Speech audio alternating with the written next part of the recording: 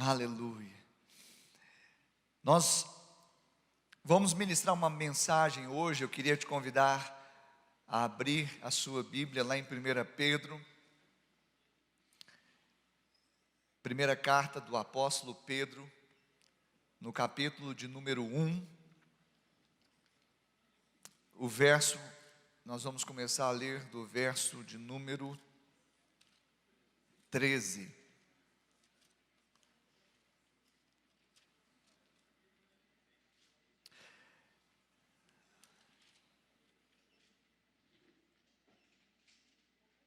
Amém?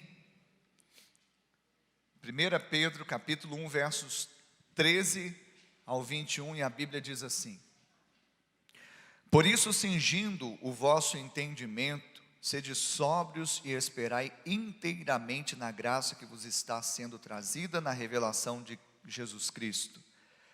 Como filhos da obediência, não vos amoldeis às paixões que tinhais anteriormente na vossa ignorância.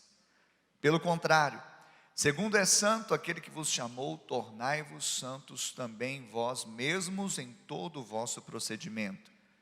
Porque está escrito: sede santos, porque eu sou santo.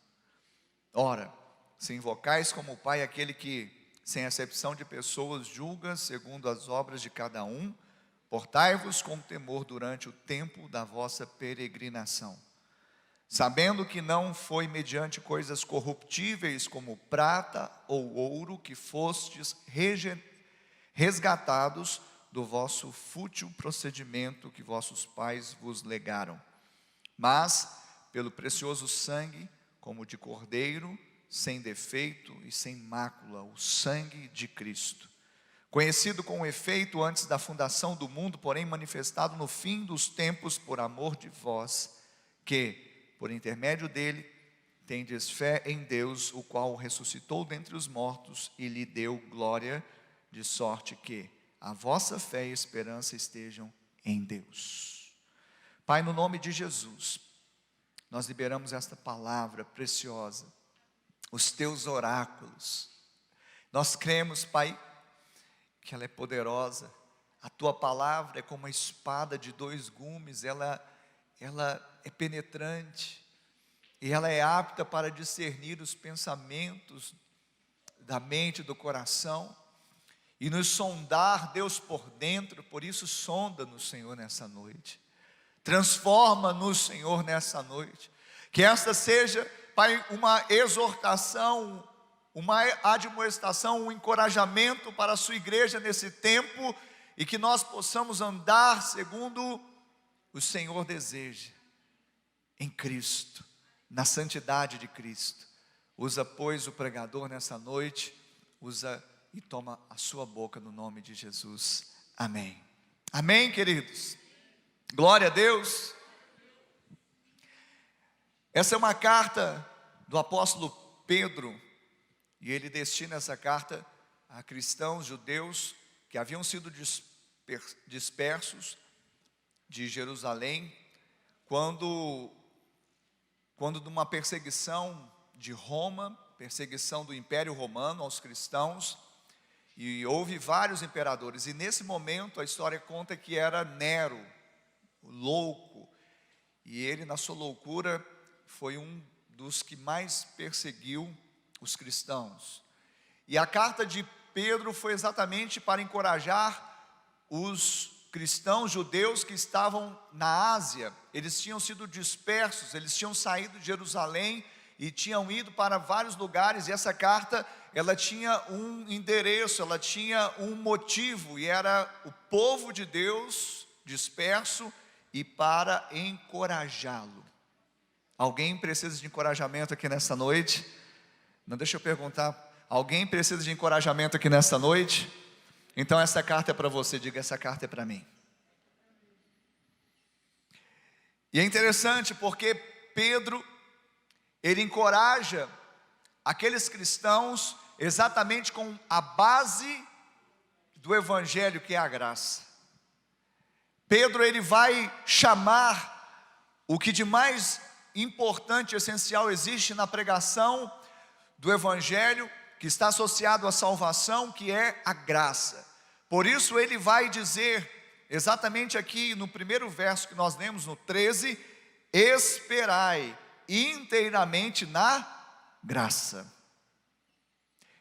Espere na graça. A graça nos é suficiente.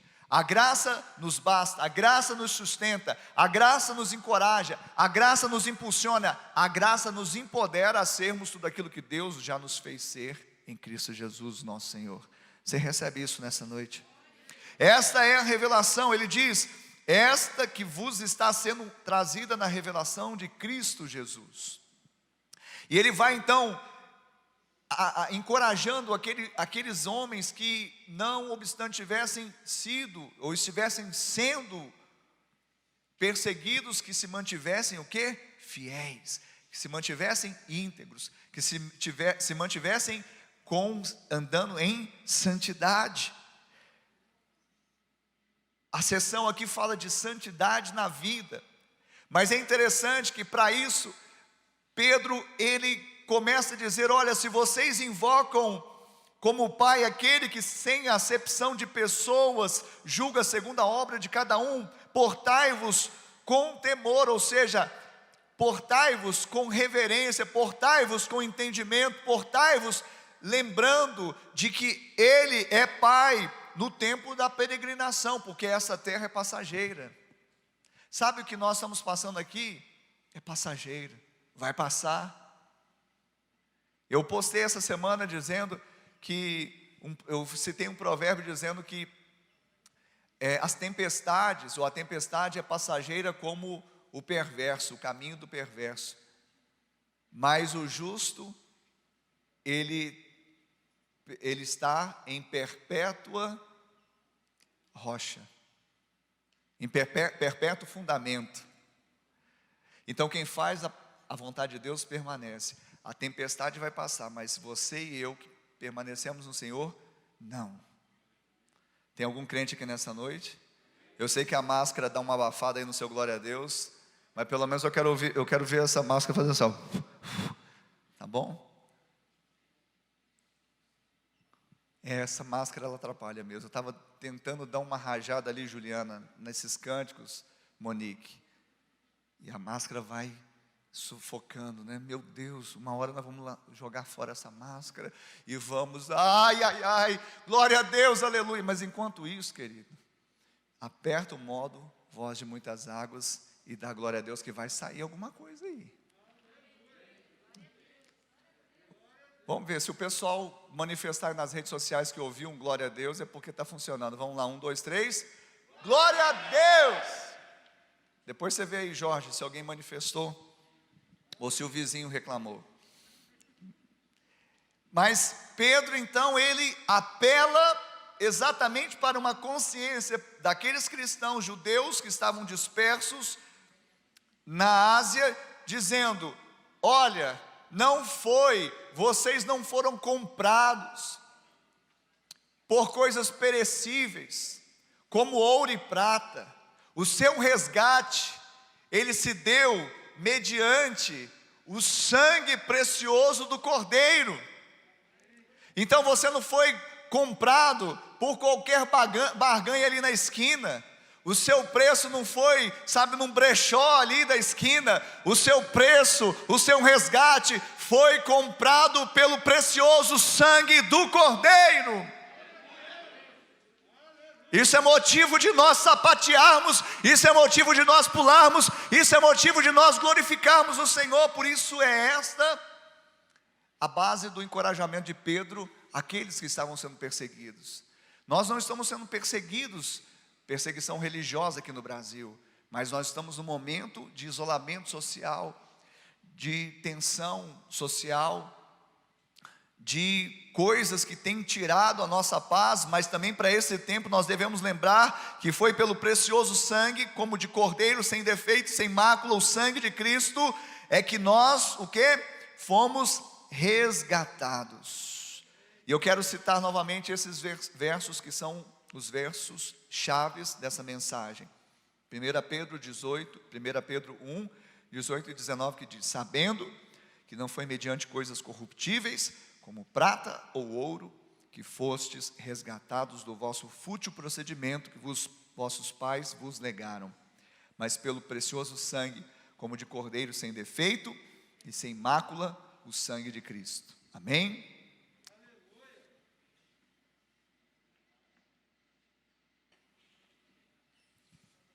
E quando nós falamos de sangue precioso do cordeiro, nos lembra o quê?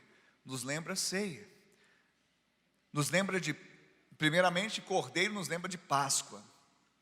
E nós, passamos a Páscoa há pouco tempo.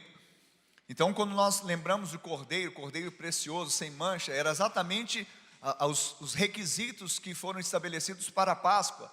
Um cordeiro macho, que não tivesse defeito, que não tivesse mancha, que não tivesse mácula, que fosse imolado no crepúsculo da tarde, que fosse examinado em 4 dias, do 10º ao 14º dia. Ou seja, quando nós lembramos desse cordeiro sem mancha e sem pecado, que Pedro está citando, nós lembramos da Páscoa. E a ceia, que nós vamos participar daqui a pouco, ela é a nova Páscoa. A ceia é a Páscoa cristã, é o memorial da morte do nosso cordeiro. Jesus é o nosso cordeiro pascal. Paulo fala sobre ele lá em 1 Coríntios 5, 7. Ele é o cordeiro de Deus que remove o pecado do mundo. João 1, 29. Jesus é o cordeiro levado ao matadouro. Isaías profetizou há 700 anos antes de que isso ia acontecer, lá em Isaías 53, 7. E ele é o cordeiro que foi morto desde a fundação do mundo. João escreveu no livro da Revelação, Apocalipse capítulo 13, verso de número 8. E aqui Pedro então diz: Jesus é o cordeiro sem defeito e sem mácula. Ele foi examinado pelos seus inimigos dias antes da Páscoa, lá em Jerusalém. Jesus, ele foi sabatinado, ele foi interrogado, mas nele não encontrou dolo algum, porque ele não conheceu o pecado, ainda que tenha sido feito pecado por nós. Ele não pecou e nele não há pecado. Aqui mesmo em 1 Pedro, no capítulo 2, no próximo capítulo, no verso 22, vai dizer isso. 1 Pedro capítulo 2, verso 22, o qual não cometeu pecado, nem dolo algum se achou em sua boca. Ou seja, cordeiro sem defeito, sem mácula. Para o sacrifício, o cordeiro deveria ser sem defeito. Jesus atendeu a exigência. Por isso, queridos, nesta noite de ceia principalmente, tomando, cada um de nós tomando para si o encorajamento que Pedro faz àqueles cristãos que estavam sendo perseguidos, tomamos também para nós aqui o quê? Que não foi simplesmente a vida do cordeiro, mas sim a morte do cordeiro que nos resgatou. Nós celebramos o quê? A morte de Jesus. A ceia fala da morte do cordeiro. Exatamente por causa da morte, do sangue vertido, do corpo traspassado, é que hoje nós temos paz com Deus. O castigo que nos traz a paz estava sobre ele. Então haveria de ter derramamento de sangue. Lá em Hebreus capítulo 9, verso 22 diz: sem derramamento de sangue não há remissão de pecado. Então foi pelo precioso sangue do cordeiro que eu e você, nós fomos resgatados. E essa palavra resgate para nós, ela, quando nós lemos principalmente na Bíblia, ela tem um sentido teológico dela. Mas para aqueles que eram destinatários ali daquela carta, e há estudos que indicam que nesta época do Império Romano, havia 40% da população era escrava. Então, com certeza, dentro de uma comunidade como a nossa, 40% dela poderia ser de pessoas que estavam submetidos à escravidão. E os escravos, quando ouviam essa palavra resgate, eles sabiam que o resgate era uma paga para a sua alforria, para a sua libertação. Ou seja, ele mesmo, em algum momento, que reunisse haveres para poder comprar a sua liberdade, ou alguém vir e comprar a sua liberdade. Isso era possível acontecer, mas a pergunta é: e comprar a liberdade de quem que está escravo do pecado? Qual que é o preço pela vida de alguém? Qual que é o preço do pecado? Qual que é o preço que fez com que o homem caísse? Somente o sangue de Jesus pode nos libertar do pecado. Somente o sangue precioso do Cordeiro, sem defeito e sem mácula, pode nos resgatar, nos redimir, nos comprar, rasgar a cédula e dizer: você é livre hoje. O inocente, puro, sem defeito, morrendo pelo pecador. Essa era a paga. Por isso que não se achou nenhum que pudesse fazer o que Jesus fez. Somente Ele poderia fazer, e Ele o fez. Por quê? Porque Ele nos amou. Como que é a canção que nós cantamos? Se eu descontrolar, né? Se eu me abalar, mesmo que eu me abalar, o seu amor vai sustentar tudo que há em mim. Quantos creem nisso? Mesmo que nós estejamos passando por um momento de abalo social, econômico, mesmo que haja tensão, mesmo que haja até um resquício de medo, mas mesmo que eu e você nos abalarmos, o amor dele vai nos sustentar tudo que há em nós, porque até mesmo o seu amor lança fora todo medo. Sabe, quando nós olhamos para ele, vemos e contemplamos o amor dele, a gente fala: não há nada que possa impedir que eu prossiga, avance e consiga chegar em Jerusalém celestial. Porque se ele não poupou o seu próprio filho, antes por todos nós nos entregou, não nos dará graciosamente em Cristo ou com Cristo todas as coisas? O que tem lhe faltado? Essa era a pergunta, de certa forma, sabe, subentendida nesse encorajamento.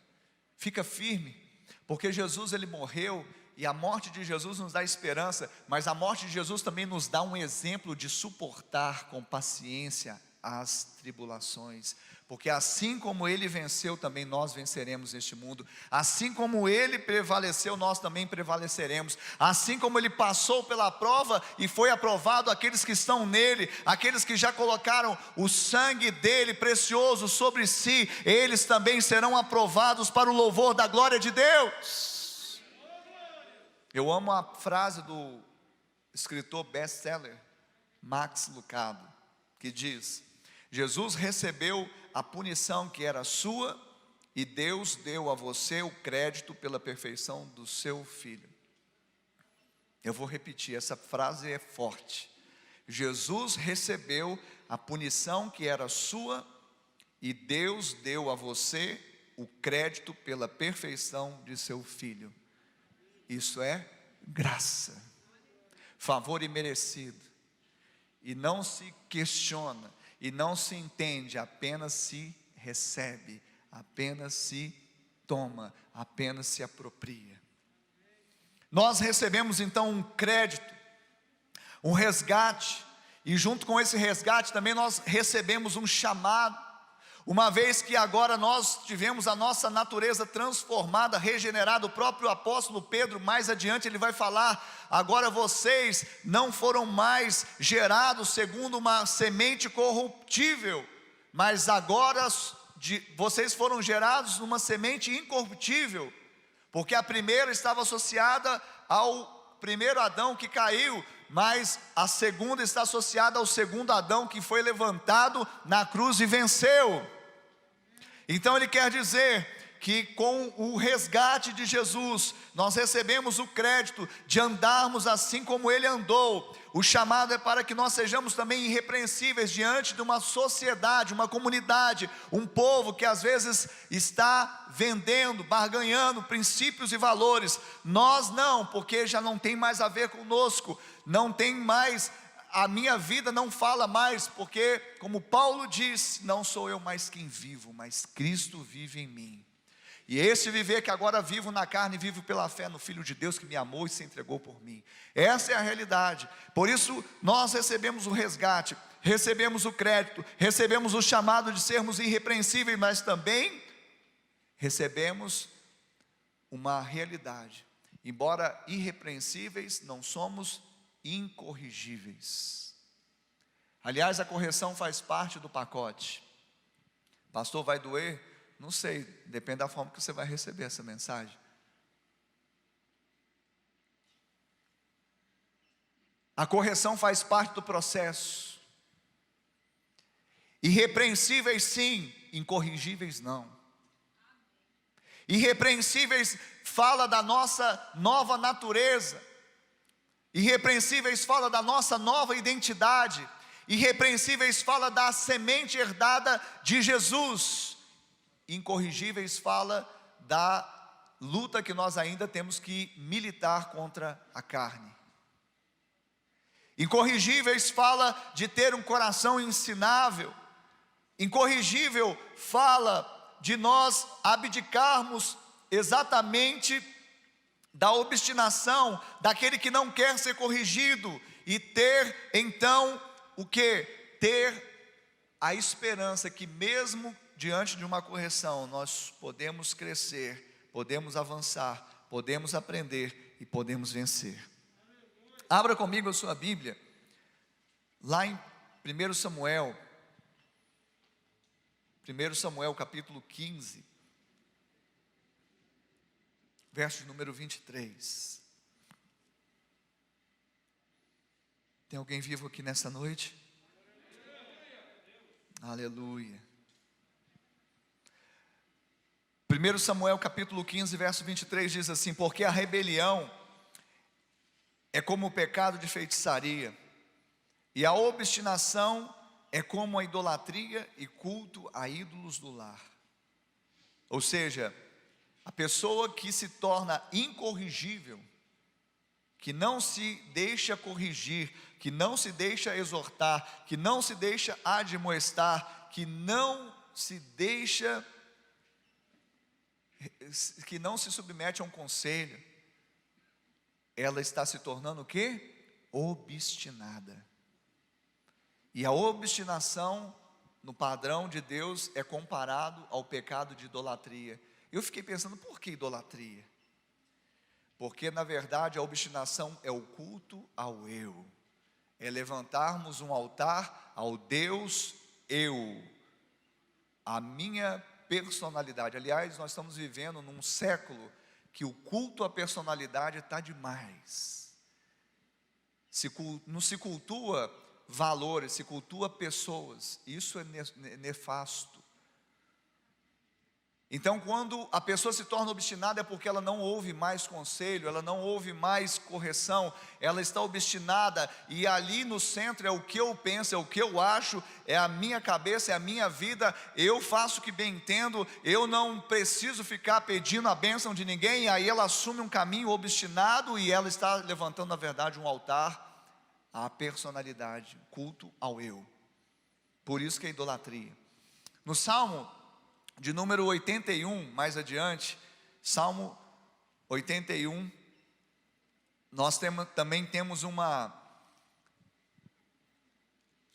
momento aqui, onde Deus fala com o povo dele, e o povo de Israel, algumas vezes foi chamado de povo de dura cerviz.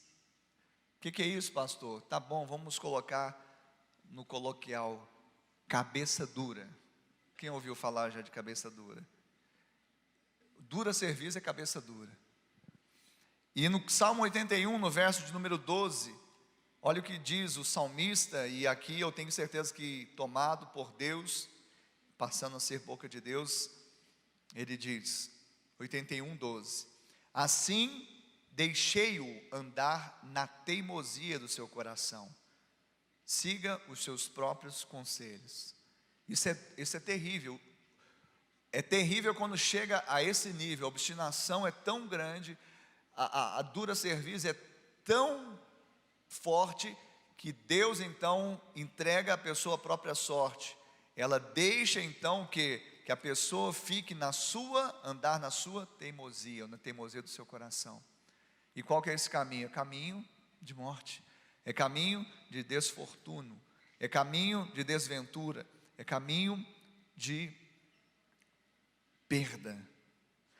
Provérbios capítulo 27, mais adiante, Provérbios 27, verso 5. Passa aí um pouquinho à frente, Provérbios 27, verso 5. A Bíblia vai dizer aqui, assim: melhor é a repreensão franca do que o amor encoberto. Vou repetir, melhor é a repreensão franca do que o amor encoberto. É muito melhor você ter um amigo leal, que leal são as feridas do amigo, do que as lisonjas do inimigo. Melhor é o que? É você ser corrigido. Melhor é você poder realmente ter alguém ao seu lado que possa te repreender com amor, uma repreensão sincera, franca, para promover o seu crescimento e você deixar o caminho da obstinação. E normalmente Deus vai usar as pessoas que estão próximas a você. E me parece que aquelas pessoas que são mais próximas a gente não dá valor, não é verdade? Porque a gente vai falar assim, o profeta na sua casa, ele não tem muito valor. E eu me lembro que, não que eu esteja uma Brastemp, né, meu bem, mas eu creio que eu estou melhorando. Eu acho que eu já posso dar esse testemunho. Não dá para ver o semblante dela, que ela está de máscara, se ela fez uma cara assim, não fala não. Mas o que eu quero dizer nessa noite? Que uma das pessoas que mais Deus usou e usa até hoje para colocar um espelho na minha frente e falar, olha, não é bonito ser feia, é minha esposa. Mas é difícil, né? A esposa vir e falar. E aí às vezes eu rebatia, falei assim, não tem alguma coisa boa a meu respeito para você dizer? Será que não sobrou alguma virtude aí? Não, mas também, aí começa, sabe a justificativa que vem lá do Éden? Não, mas foi a Eva. Não, mas foi a serpente. Para de se justificar. De repente Deus vai usar o seu marido, Deus vai usar a sua esposa, Deus vai usar o seu pai, a sua mãe, para te tirar do caminho da rota de colisão, da obstinação, da teimosia, da dura cerviz.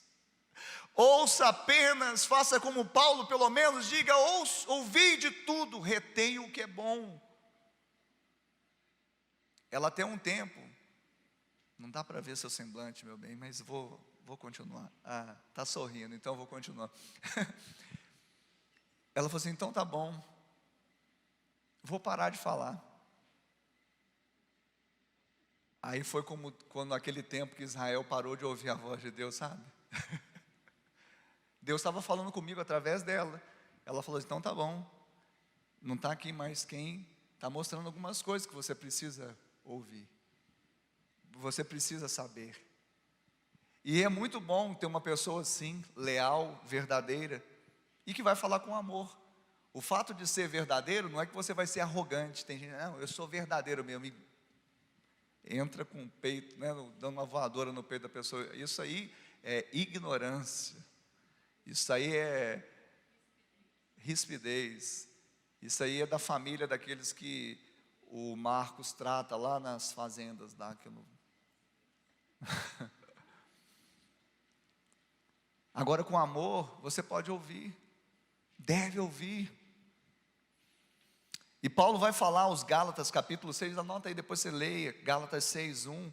O autor dos Hebreus vai falar com aqueles ouvintes, os destinatários da carta, que eram os hebreus convertidos, ele vai falar exatamente ali do capítulo 12, do verso 6 e diante, que Deus ele corrige a quem ama.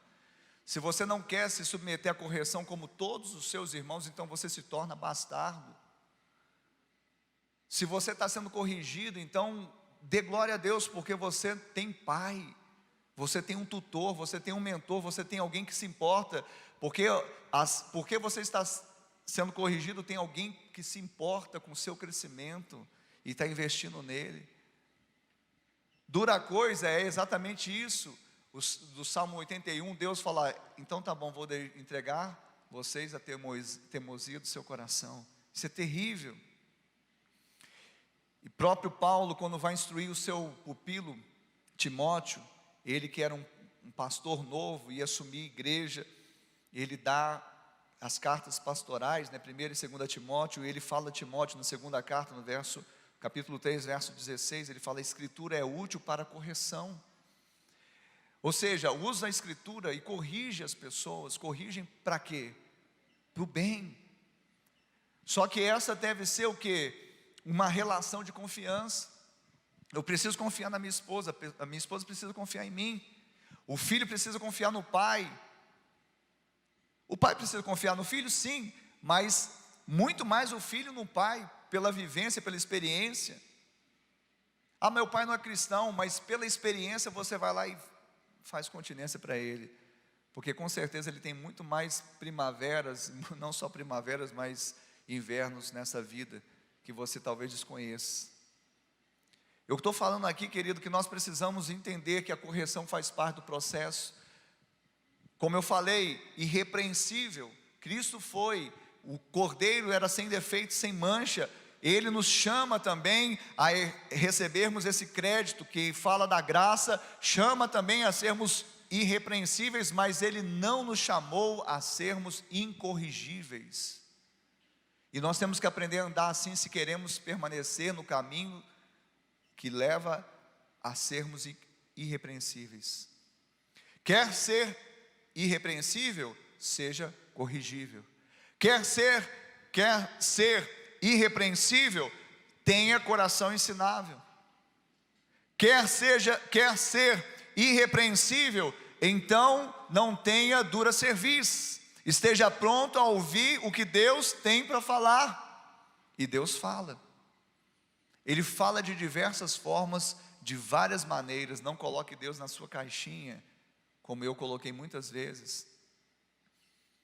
E às vezes nós precisamos hoje frear também uma cultura que é uma cultura lá de fora, a cultura exatamente de uma geração que não sabe ser corrigida, filhos, sabe, impetuosos, filhos que são implacáveis, rebeldes, pessoas que não aceitam correção, pessoas que não aceitam serem confrontadas, pessoas que não aceitam conselho, pessoas que não aceitam retratação. Se retratarem, a retratação eles até aceitam, não aceitam se retratarem. Essa é uma sociedade que está lá fora. Agora, ela na verdade vai dar o que tem, ninguém dá o que não tem. Aquele que não nasceu de novo, ele está ainda sob a herança de Adão. Adão fala de obstinação. Agora nós estamos em Cristo, e como o próprio Pedro, ele vai falar mais adiante, nós devemos seguir as suas pisaduras, nós devemos seguir o seu modelo. Quando foi ultrajado, não revidou com o traje. Quando foi ameaçado, não voltou com ameaça, mas se entregou àquele que julga retamente. Quem tem ouvidos para ouvir, ouça. Nós temos que parar na nossa comunidade, lá fora, isso pode ser até aceito, mas não aqui, não nas nossas relações. Nós devemos parar de viver tentando dar 101 razões para a pessoa fazer algo que é, na verdade, uma direção. Eu sou do tempo, falei hoje de manhã, não sou muito velho, mas sou do tempo que o pastor falava: olha filho, isso não é direito. A ovelhinha falava: sim pastor, não farei. Ou: filho, isso você deve fazer, porque apraz a Deus. Sim pastor, eu farei. Simples assim. Ouvi o pastor falar, e a ovelha obediente, ela cumpria.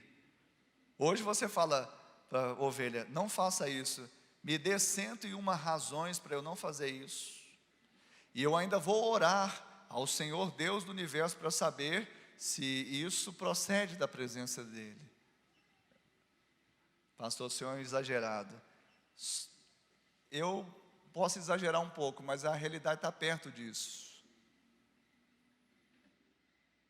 Hoje nós precisamos dar 101 razões, não precisa, só falar, está escrito. Então, há uma crise de autoridade, há uma crise no coração do homem, e hoje nós precisamos trazer à memória o que nos dá esperança. Quando a gente põe uma mesa aqui, nós precisamos entender, uma mesa da ceia, que a ceia está falando de um cordeiro, sem defeito, sem mancha, que foi entregue. O sangue dele, precioso, cobriu a minha vida. Agora, já não sou eu mais quem vivo. Eu sei que eu sou falível, mas tenho o infalível dentro de mim. Eu sei que eu sou repreensível, mas eu tenho o irrepreensível dentro de mim. Eu sei que eu sou imperfeito, mas tenho o perfeito dentro de mim. Ou seja, eu sei que o caminho que Deus vai me mostrar é um caminho perfeito, um caminho de paz, um caminho de vida. Eu preciso estar atento, eu preciso estar ligado na palavra do Senhor. Eu preciso estar ligado nessa realidade da nova criação que Pedro chama aqui, aqueles irmãos que estavam passando por perseguição. Nós não estamos passando por uma situação como essa, mas nós precisamos entender o valor do precioso sangue de Jesus, que não nos deixou nesse caminho de obstinação, de sermos incorrigíveis, mas estarmos atentos àquilo que nós precisamos mudar na nossa vida. Nós não podemos continuar mais fazendo aquilo que não é do agrado do Senhor. Existe uma diferença entre conselho, opinião e direção. Ou melhor, opinião, conselho e direção, para começar do mais brando ao mais consistente. Opinião é quando você vem, pastor, eu quero comprar um carro. Que cor que o senhor acha? Qual que é a sua opinião? Preto.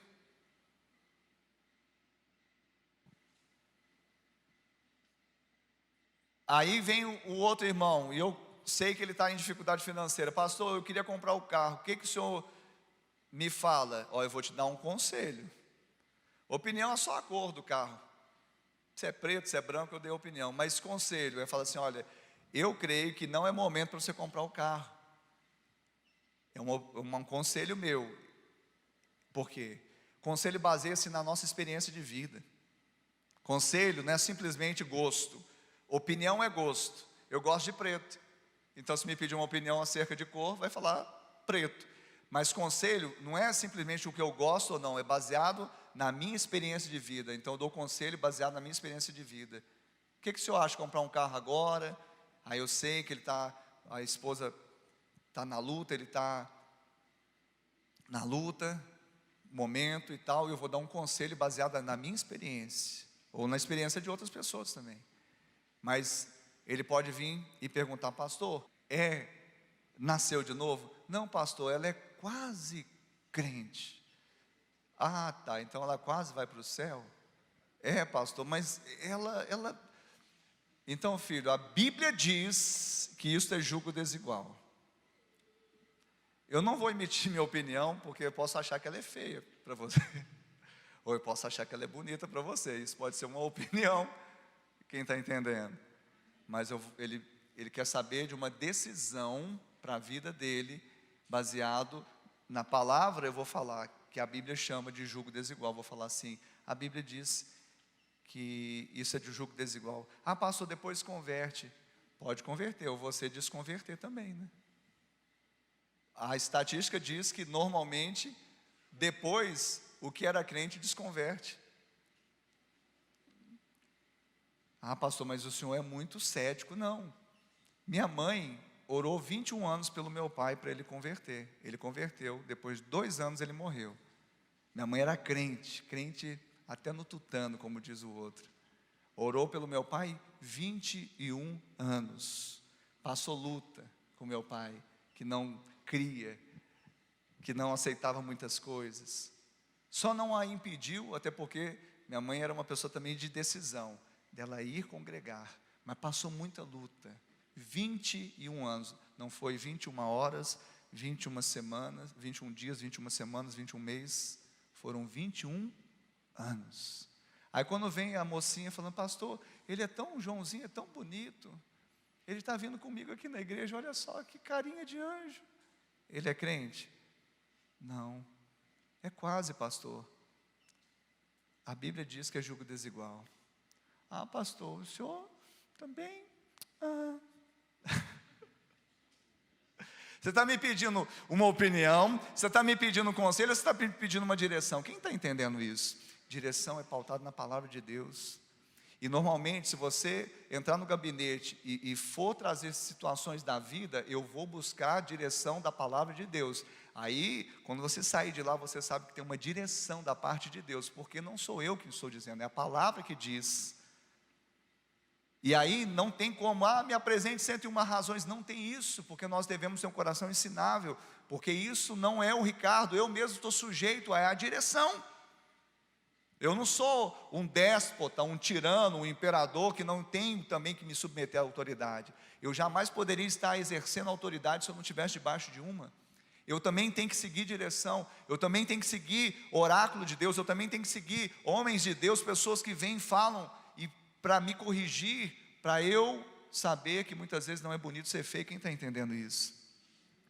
Então agora nós vamos participar da ceia, e essa palavra, ela não é uma palavra para te colocar na lona, mas é para te levantar de lá. Essa palavra não é para deixar você desanimado, mas é para te animar. Essa palavra é para você entender que Deus está cuidando de todas as coisas, inclusive das coisas que você talvez está colocando, sabe, nas gavetas, você está colocando lá no sótão. Deus quer que você tire tudo isso e jogue fora, para que você possa romper, crescer, avançar, para que você possa ver a glória do Senhor se manifestando na sua casa. Ceia fala de memorial, a ceia nos chama a uma memória do passado. O que aconteceu?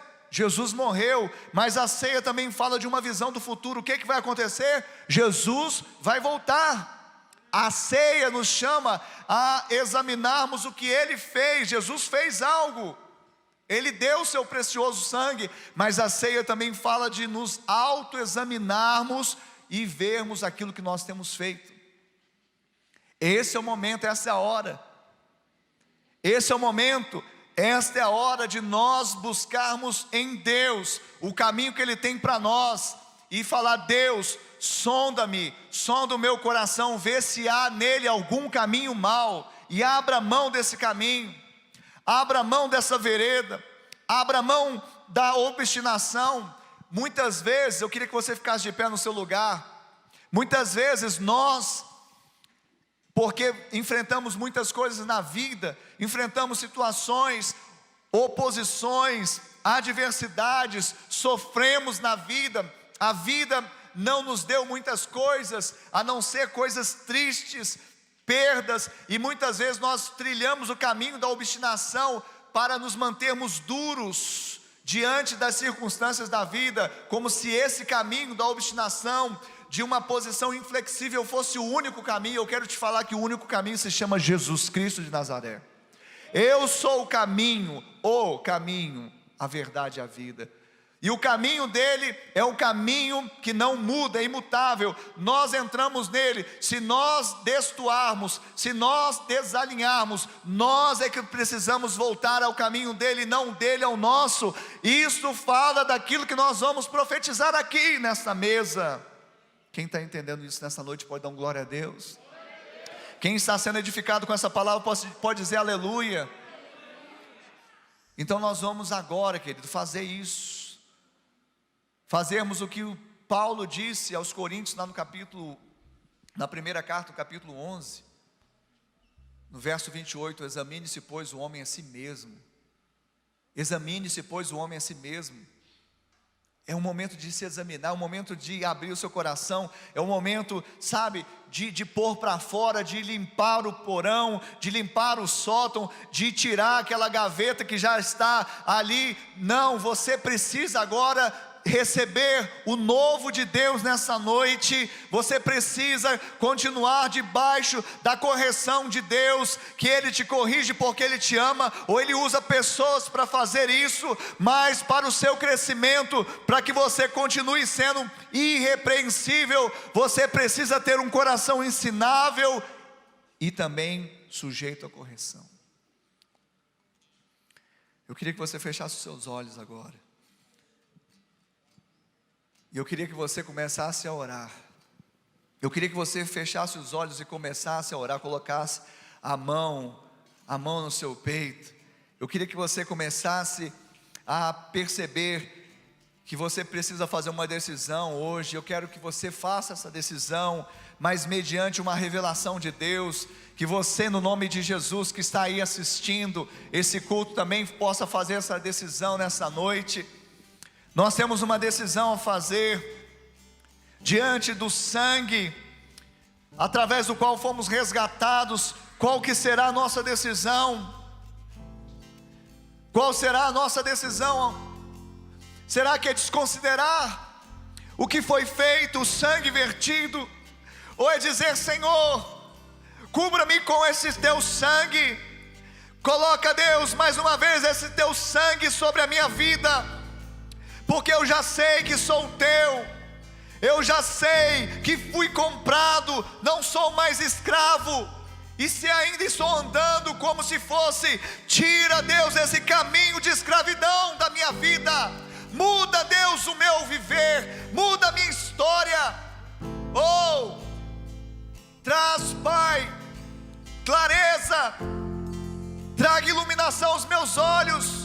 Não quero ser obstinado, não quero ter dura cerviz, não quero ser presunçoso, não quero ser, ó Deus, aquele que não se retrata, que não volta atrás. Pai, se o Senhor tiver algo para que eu me arrependa nesta noite, para que eu torne para o caminho que eu não deveria ter saído, se o Senhor tem algo que eu devo fazer, eu farei, para o louvor da sua glória, mas me ajuda, Senhor.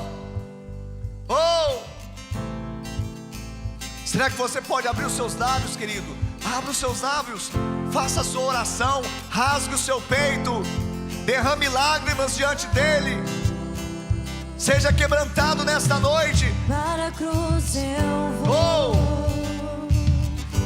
sem sofrer participar, tua obra vou cantar, o meu Salvador na cruz mostrou o amor do Pai, o justo Deus.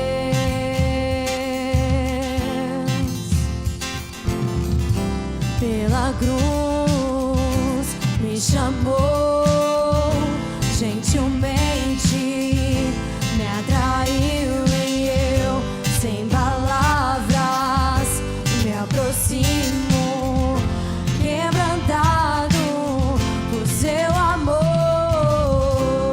A cruz me chamou, gentilmente me atraiu,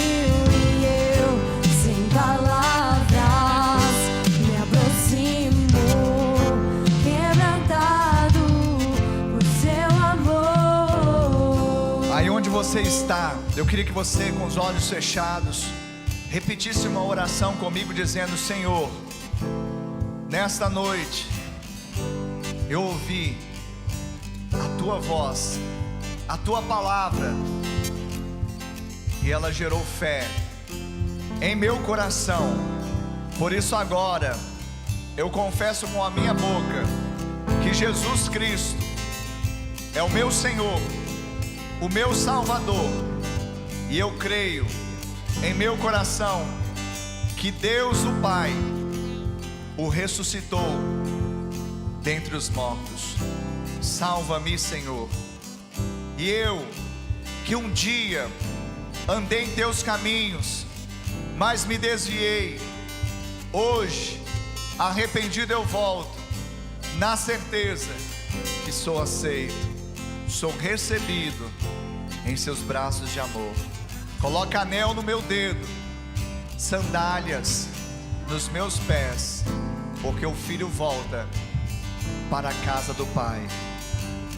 Ainda com seus olhos fechados, tanto os que estão aqui no culto presencial, quanto os que estão lá no culto online, eu quero perguntar agora, se você fez esta oração e se identificou com ela, eu queria que você levantasse uma das suas mãos. Levante a sua mão, eu vejo uma mão levantada ali. Levante a sua mão, você que orou e se identificou, você pode levantar a sua mão agora onde você está. Aleluia. Você pode levantar a sua mão dizendo: sou eu, essa é a minha vida, essa é a minha realidade.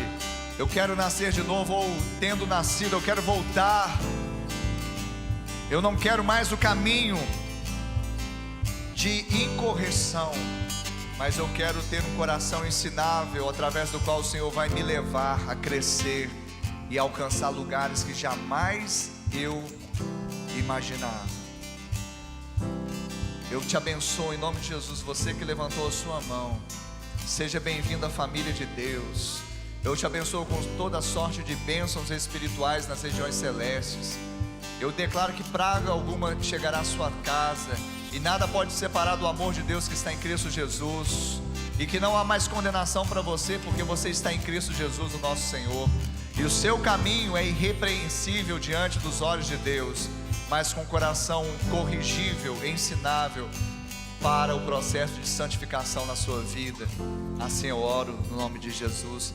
E você também que está pelas redes sociais, quem sabe você levantou sua mão, quem sabe você se manifestou aí, quem sabe essa palavra fez efeito no seu coração também. Essa mesma palavra proferida vai ao seu encontro, vai aí te encontrar e gerar também uma atmosfera de glória onde você estiver, no nome de Jesus.